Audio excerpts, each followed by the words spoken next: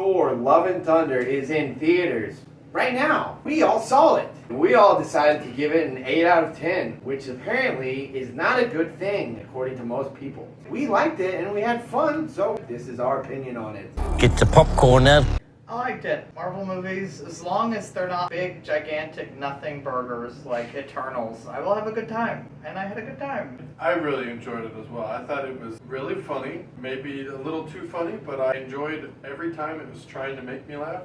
I thought it was still really fun. Could it have been a little bit better? Maybe. But at the same time, it gave me stuff that other movies didn't give me. Not the case with most people. A lot of people thought it was lazy or something, or did the same stuff that all these other ones did. But at the same time, it has a performer that you would be like, why is he in a Marvel movie playing a villain? Which is pretty cool. The fact that he was like, yeah, I'll do one of these. You either die a hero, or you live long enough to see yourself become the villain. VFX is lacking. Everybody keeps pointing to, that guy's head float's really funny. They got the point across where it's like, this is him communicating. It doesn't have to look like the greatest thing you've ever seen. Doesn't take me out of the actual thing the movie tries to do, where it's telling a story and it gives you some emotional stuff, which this movie does. Could have been driven home slightly better, but at the same time, I was pissed off by the end of it, but in a good way.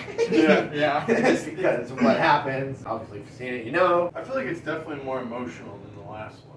It was. I think we all kind of went into it expecting Ragnarok, which is just kind of like a joke a second, and it dawned on me like half an hour in, I was like, he's got more on his mind this time. He being Taika Waititi. The emotional stuff in the movie is worth seeing. If you're not expecting that, maybe you'll find it a little jarring. The other thing that I was particularly happy with was the fact that they used black and white cinematography really well in this movie, which if you told me they were going to do that in a Marvel movie and people were going to be like, boring, same old stuff, I've been like, okay. It was really well done. I thought what they did, they had a great excuse to use it, and I thought they utilized it really well. It's like super cool that in the freaking MCU where this is kind of usually a dull or color palette, they have really great looking black and white sequences that have more color than some of the movies that are just in color, you know, that they've done throughout the 29 movies that they've made. Marvel movies are star-studded already. This movie, Taika really pulls him in because he gets Natalie Portman back, he has Russell Crowe, he has Christian Bale. Even for a Marvel movie, I think it's pretty outstanding to have a cast list like that. As soon as I saw Christian Bale was in it, I was like,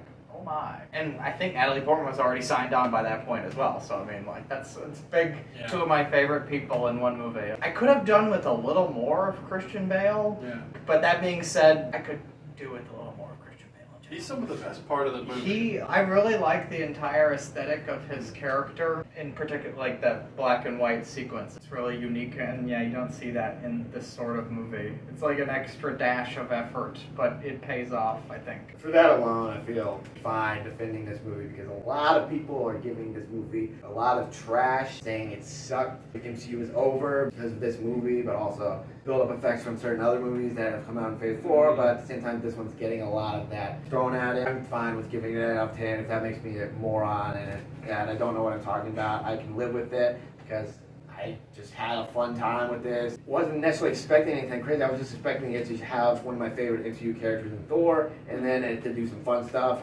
And Jane Foster would show up, and Natalie Portman has some ripped-ass arms, and I can watch her do her thing, and just give it a whirl, being a superhero, and just showing off. She's just my first bad guy. Every now and then she is kind of wonky here and there with some of the jokes, but I thought she was charming. But that being said, the corniness of her delivery, I think, adds to the charm, but I can see why it would rub somebody the wrong way. It kind of works in her favor. She's a dork who's Lady Thor. I mean, particle physicist or whatever who just fell into this. He kind of explains how she's kind of a dork.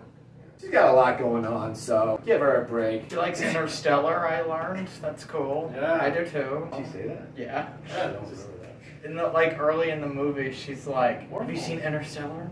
And she's like, you should really watch that. And it stuck with me, because, you know, big fan. For the whole movie being about Gore the God Butcher and him, you know, butchering gods. I wish there was more gods, but I did like all the use of the gods that were in the story. Yeah, I like the role they play in terms of like they're cocky and they don't give a crap about anybody. People can act like that's cliche, just boring, but I thought it was needed and it makes sense and warranted. People don't like Russell Crowe's performance in this movie. I enjoyed seeing him talk really stupidly and having a great time. Yes. Yeah, overweight god amongst gods. It's like, awesome. sit back and have fun sometimes, I guess. But I mean, everybody's open to their own opinions. And like, yeah, there's freaking 29 of these, and it's kind of insane. And I understand that, but I don't know. I thought it was really cool whenever Thor like stands up to him and the resulting effects of that. I thought that part was great. I just really like Thor in general, and just anytime Thor gets a chance to shine and do something cool, I'm gonna be an idiot and sit there and be like, awesome, Thor did a thing and it was cool. Yeah. I like Thor. He's really cool. Chris Hemsworth really made this character his own. Like, it may have taken a couple of movies, which I mean, I always liked him, but he's like really good. Chris Hemsworth really doesn't get a chance to do like that action hero 80s, 90s stuff because he's stuck doing the Thor thing. But at the same time, it's great. I know he's done all these Netflix movies. Those don't play up into the fact that he's yoked as hell and he's funny and charming. Those are just movies.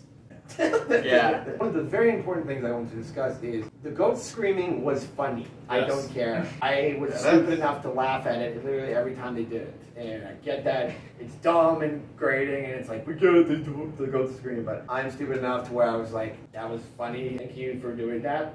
Even though it was really dumb. I don't know why it's there, but it does add to the wackiness. I liked it too.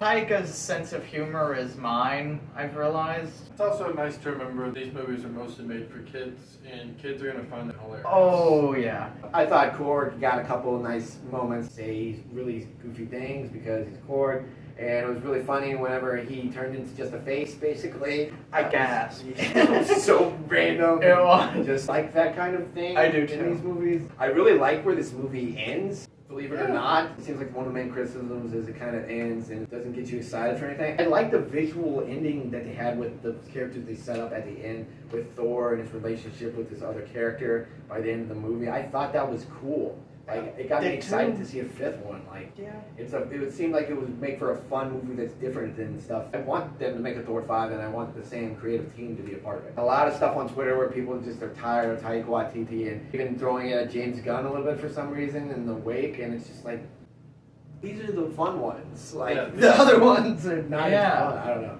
I get if it's like Eternals or Shang-Chi or Black Widow or something, even though I like Black Widow. But like, this is colorful and they're goofy. Like, I don't know. I don't necessarily see the vehement hate for it. I don't either. I liked it. I found it effective. And this is what I would watch a second time. I think it's good. Looking at my rankings, I think I had it like number 17. Yeah, there's 29 of them, so that's not the upper half, but like, I still gave it an 8 out of 10, and this is kind of like right there on that line. I like most of these movies. Me too. Lumping this in with Doctor Strange a little bit. Doctor Strange has Sam Raimi behind the wheel, and I know you can argue, what was he really allowed to do, blah, blah, blah. But either way, it's like, you know that that's a fun filmmaker and a competent filmmaker, and one that you genuinely want to see Sam Raimi film. And I think this is the same kind of thing with Taika Waititi. I will see any Taika Waititi movie. I know that people are getting tired of him just because he's in everything. He shows up in Free Guy, he shows up in Lightyear, he does all this random stuff, and people get bogged down by it, but he's really creative voice, I think, and I really look forward to seeing what he goes on to do. Thoroughly enjoy basically everything I've seen from him. I still love Taika Waititi. I think I'm still going to be on that train for a long time. It's going to take a whole lot for me to get kicked off that. But He's just so cool.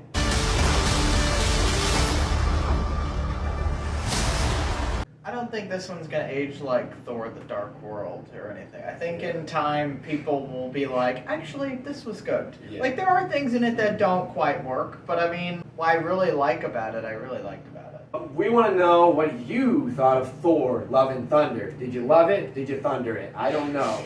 Just leave us a comment below. Love to hear what you all think. This is a pretty divisive movie, apparently. If you enjoyed this review, hit the like button on this video. Subscribe to our channel. We typically put a review out and kind of do like a fun big video where we do some silly draft game or top 10 list or something. We'll see you next time. That was a movie.